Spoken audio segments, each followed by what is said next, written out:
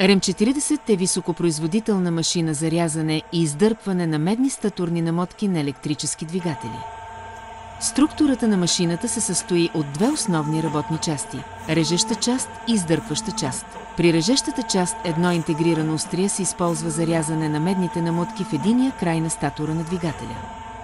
Издърпващата част е оборудвана с 3 различни размера издърпващи механизми, за да осигури широк диапазон от обработвани диаметри на двигателите до 500 мм. Машината е снабдена с уникално проектирана мощна хидравлична скоба за повдигане и обработка на големи или тежки статури на двигатели. Работата с машината включва следните операции: поставяне на статура на двигателя под режещото острие, ръчно завъртане след всяко рязане и след това прехвърляне на отрязания статур към съответната издърпваща част за извличане на медните намотки. РМ-40 предлага много предимства при операциите по рециклиране на скрап от електрически двигатели. Високата й ефективност и производителност е осигурен от дизайнът, всичко в едно, който позволява функциите за рязане и издърпване да работят едновременно от двама оператора, което значително повишава работната ефективност. Машината може да обработва голям брой двигатели с максимална производителност до 350 броя за час.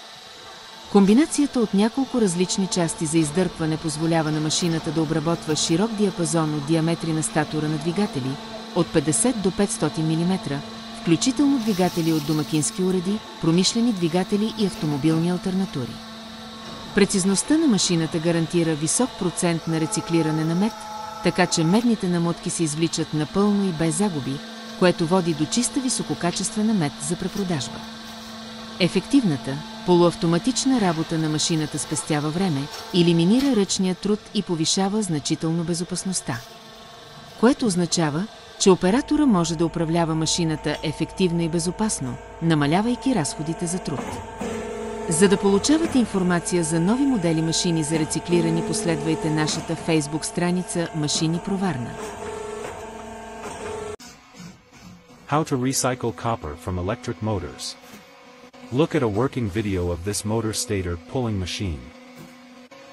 By controlling the claws, all copper windings can be pulled out. Efficient and convenient.